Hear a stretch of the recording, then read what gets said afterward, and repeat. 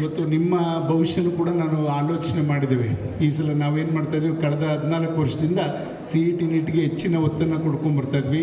ಈ ವರ್ಷ ನಾವು ಇನ್ನೂ ಒಂದು ಆಲೋಚನೆ, ನಮ್ಮ ಡಿಗ್ರಿಗಳು ಬೇರೆ ಬೇರೆ BA BCom ಮಾಡಿದಂಥ ಮಕ್ಕಳ ಭವಿಷ್ಯ ಏನು ಅಂತಕ್ಕಂಥದ್ದು ಕೂಡ ಆಲೋಚನೆ ಮಾಡಿ, ಈಗ ಕಾಂಪಿಟೇಟಿವ್ ಎಕ್ಸಾಮ್ಸ್ಗೂ ಕೂಡ ಇವತ್ತು ತಯಾರಿ ಮಾಡಲಿಕ್ಕೂ ಕೂಡ ನಾವಿವತ್ತು ಕ್ಲಾಸಸ್ಸನ್ನು ಮಾಡೋಕ್ಕೆ ಮುಂದಾಗ್ತಾ ಇದ್ದೀವಿ ಈ ವರ್ಷದಿಂದ ಮಕ್ಕಳ. ಅದರಲ್ಲಿ ಇವತ್ತು FDA SDA ಬ್ಯಾಂಕಿಂಗ್ ಎಕ್ಸಾಮ್ಸ್ ಇರ್ಬೋದು, ಪೊಲೀಸ್ ಇಂಟರ್ವ್ಯೂಸ್ ಇರ್ಬೋದು, ಏನೇ ಬಂದರೂ ಮಕ್ಕಳಿಗೆ ಅಲ್ಲಿ ಉಚಿತವಾಗಿ ಅವರಿಗೆ ಟ್ರೈನಿಂಗನ್ನು ಕೊಟ್ಟು ಅವರಿಗೆಲ್ಲ ಉತ್ತಮ ರೀತಿಯಲ್ಲಿ ಅವರಿಗೆ ಭವಿಷ್ಯವನ್ನು ರೂಪಿಸ್ಕೊಳ್ಳಿಕ್ಕೆ ಅನುವು ಮಾಡಬೇಕು ಅಂತಕ್ಕಂಥದ್ದು ಈಗಾಗಲೇ ನಮ್ಮ ತುಮಕೂರು ಯೂನಿವರ್ಸಿಟಿ ಡೀನು ಪರಶುರಾಮ್ ಅವರು ನಾವೆಲ್ಲರೂ ಕೂಡ ಮಾತಾಡಿದ್ದೇವೆ.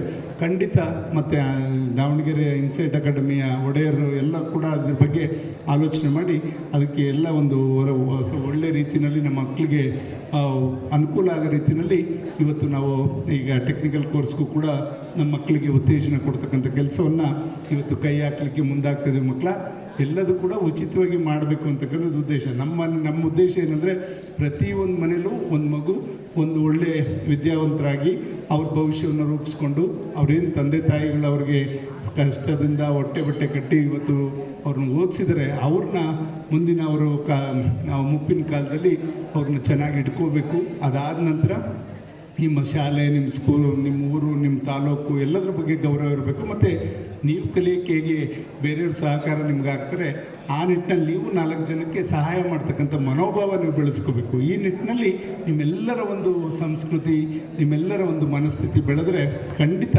ದೇಶ ಉದ್ಧಾರ ಆಗೋದ್ರಲ್ಲಿ ಸಂಶಯ ಇಲ್ಲ ಅಂತಕ್ಕಂಥದ್ದು ಕೂಡ ಈ ಸಂದರ್ಭದಲ್ಲಿ ಹೇಳ್ತಾ, ಕಳೆದ